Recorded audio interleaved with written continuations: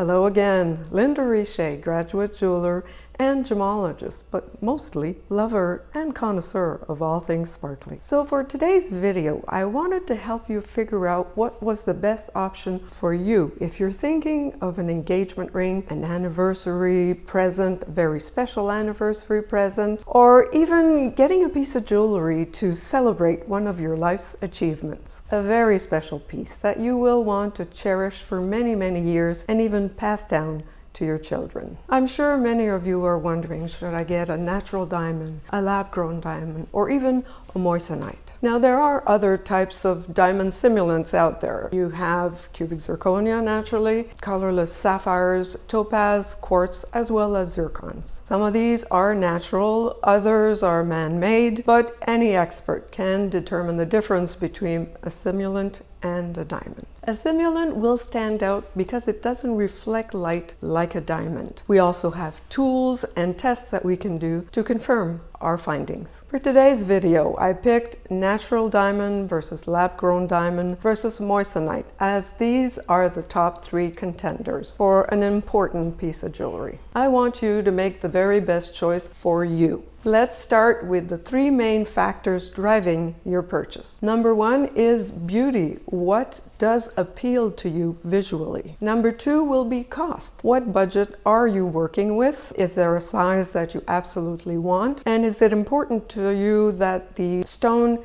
keep its value? And number 3 will be durability. How well will it wear throughout time? Before we dig in, I want to remind you again, this exercise is for a very significant piece of jewelry that you will want to cherish for years and years. You're thinking, should I get a natural diamond, lab-grown diamond? Should I get a moissanite? Let's start with moissanite. So what is moissanite? Moissanite is composed of silicon carbide, and it is often referred to as the gemstone from the stars because it was discovered in 1893 inside of a meteorite. The chemist who discovered it, Mr. Henri Moissan, initially thought of it as diamond, but in 1904 he discovered that it was silicon carbide, and it was named moissanite after Mr. Henri Moissan. Moissanite is extremely rare in nature. All the moissanite you will find in jewelry will be lab-grown as an alternative to diamonds. Moissanite is not a diamond, it's a diamond simulant. It is grown in laboratories as an alternative to diamonds. It is visually similar to diamond, but diamonds are composed of carbon and moissanite is composed of silicon carbide. To the untrained eye, moissanite can be perceived as similar to diamond. It does have a very high refractive index, and that means it produces more rainbow fire than a diamond. It actually has twice the refractive index of diamonds, meaning that on a large stone you can actually see the difference. Diamonds are also harder than moissanite. Diamonds rate a 10 on the Mohs scale of hardness, while moissanite is a 9.25. Now you're going to say, 9.25 versus 10, that's not much. But the Mohs scale of hardness is not a linear one. As you can see here, there's quite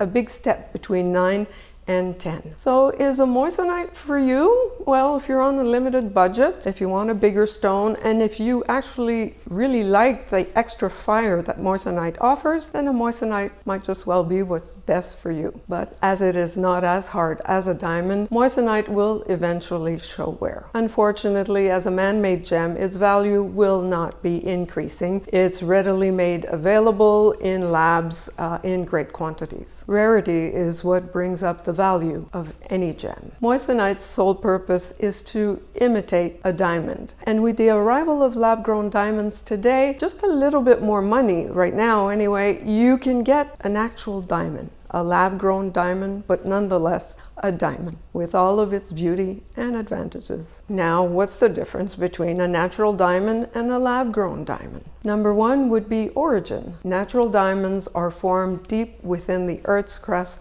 over billions of years. A lab-grown diamond will be grown in a lab environment controlled and in a matter of weeks. And the inclusions in natural versus lab-grown will be different because the environment is different. But they are chemically, physically, and optically identical with the same brilliance, fire, and hardness. Natural diamonds are a limited natural resource, while lab-grown diamonds are produced on demand. As natural diamonds are a limited natural resource, its value has been steady over the years. As far as lab-grown diamonds, in the last few years, its value has been going down. If your budget is limited, a lab-grown diamond might be a good option for you if you don't want to compromise on size. You get the beauty and the durability of a diamond at a more affordable cost. Again, its value will be quite different than a natural diamond of same size and quality. No one can predict the future. Who would have thought 100 years ago that we'd be making diamonds